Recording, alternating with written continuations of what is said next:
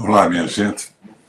Hoje, dia 7 de novembro, uma terça-feira, pela manhã, eu dei uma entrevista de mais de 1 hora para a Rádio Clube, uma rádio importantíssima, a segunda rádio do Brasil, a Rádio Clube. Ela se origina na Rádio Clube Paranaense. A primeira rádio era a Rádio Nacional e a segunda no Brasil, a Rádio Clube. E eu falei com 2 repórteres qualificados, 2 caras porretas, o Fábio e o Sopa. Sopa com 2 P's, é o sobrenome dele. E durante o papo de mais de 1 hora, eles abriram para perguntas de ouvintes. E um ouvinte, Requião, por que você não fez a ponte de Guaratuba se foi governador 3 vezes? Minha gente, governar é estabelecer prioridades. O que é mais importante? Vamos falar em Guaratuba. Eu fiz investimentos pesadíssimos em saneamento básico, tratamento de esgoto e de água, para evitar doenças, inclusive com um aporte brutal de turistas durante as temporadas. Eu pensei, além do saneamento básico, em que eu investi pesadamente, na geração de empregos. Então eu levei para lá um imposto zero para as microempresas, um imposto reduzido para outras empresas e para bens de consumo popular. E eu criei lá uma universidade pública. Eu desapropriei uma área enorme, comprei, né, uma desapropriação pacífica, e fiz, numa parceria com o governo federal, uma universidade federal, levando gente para lá, alunos que vão morar o tempo todo, jogando o desenvolvimento da cidade e da população moradora da cidade em consideração. Eu fiz o que devia fazer e essas foram as minhas prioridades. Mas e a ponte? Na época em que eu governei o estado, tinha uma balsa de preço razoável e boa qualidade. Depois, quando eu saí do governo, essa balsa foi substituída por outras, com licitação ou sem licitação, estranhíssimas, que até hoje não funcionam direito. Preços exagerados e um serviço de péssima qualidade. Sim, mas e por que você não resolveu fazer a ponte? Na escala de prioridades, eu cuidei da população. Mas eu tinha algumas observações sobre a ponte, que influenciaram também nas minhas decisões de onde investir. Guaratuba tem um trecho muito pequeno de terra. De um lado, o mar. Do outro lado, a Bahia.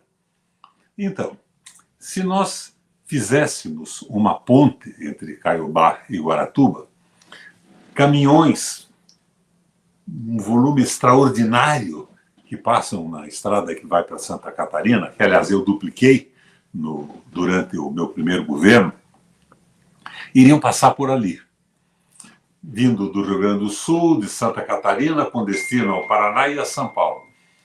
E isso inviabilizaria de forma absoluta a Guaratuba. Não tem como desviar, eles iam atravessar aquela faixa relativamente estreita de Guaratuba e iriam transformar aquilo num inferno 24 horas por dia. Então eu resisti a esse processo, embora eu ache que a ponte é importante. Importante para o automóvel, para facilitar a vida do turismo, principalmente de Guaratuba, não de todo o litoral, de quem vai para lá. Mas a pressão muito grande era fazer uma ponte para o transporte de caminhões, de mercadorias. Isso seria interessante para o trânsito dos caminhões, mas, a meu ver, seria totalmente desinteressante para Guaratuba como balneário, que seria liquidada com esse transporte pesadíssimo 24 horas por dia na passagem estreita entre o mar e a Bahia.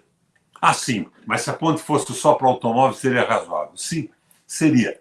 Mas eu pesei as prioridades. Eu optei por emprego no litoral, para o pessoal que mora lá. Eu optei por saneamento básico, purificação de água e tratamento de esgotos. E optei pela criação da universidade. E, além disso, construí no litoral todo uma série de escolas em tempo integral, uma das quais, inclusive, levou o nome da minha mãe. Eu achava que isso era importante. Agora, A ponte de Guaratuba com os caminhões inviabiliza Guaratuba. Então, eu, hoje, quando vejo essa história de ponte, eu penso, Requião, por que você não fez a ponte? Eu governei o Estado para a população. E governar, eu insisto, é estabelecer prioridades. Se nós tivermos um trânsito de caminhão em Guaratuba, está liquidado o assunto. E havia uma pressão enorme para que a ponte fosse, evidentemente que não para o turismo e a população que frequenta Guaratuba ter um acesso mais rápido ao balneário, mas o trânsito de caminhões. E hoje, vocês sabem que esta ponte já foi questionada pelo Tribunal de Contas do Estado, pelo Judiciário, mas o governo quer fazer de qualquer maneira. E a licitação, segundo se me apresenta a conclusão do Tribunal de Contas, foi viciada, foi dirigida. Preços rigorosamente absurdos, um projeto altamente discutível. Então, minha gente, entendam por que o Roberto Requião não fez a ponte. Ele fez uma opção pelo Paraná, pelo emprego, pela vida das pessoas e pela defesa do balneário de Guaratuba. Essa ponte está sendo feita e deveria, desde já, com toda clareza, ser interditada a caminhões. Senão, o balneário de Guaratuba estará definitivamente liquidado por um supertrânsito, um movimento absurdo de caminhoneiros de transporte. Mas o que eu fiz? Eu dupliquei a estrada para Santa Catarina. Aquela estrada comum de uma via só atrapalharia tudo. A minha opção foi pela duplicação e não foi pela ponte. Agora, uma ponte só para automóveis é razoável, mas pergunto a vocês, é prioridade absoluta liquidar Guaratuba para facilitar o trânsito de caminhões? Ou fazer o engordamento da praia? A praia é engordada num custo aí simplesmente absurdo, quanto o mesmo trecho de engordamento, por exemplo, em Camboriú, custou 70 milhões. Aqui, 300 e poucos milhões. Uma mágica também, para mim, totalmente incompreensível. O tal consórcio que está fazendo engordamento tem 20 empresas. Tem cabimento isso? Para quê? Para uma pessoa que observe sem aprofundar, pode parecer um rachid de lucros absurdos entre empresários para financiar o quê lá atrás? Minha gente, eu fiz tudo o que podia.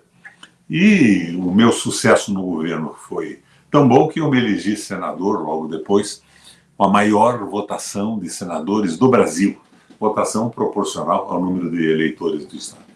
Minha gente, fiz esse áudio aqui, que eu estou apresentando a vocês, porque me perguntaram hoje, na Rádio Clube, por que eu não tinha feito a ponte de Guaratuba.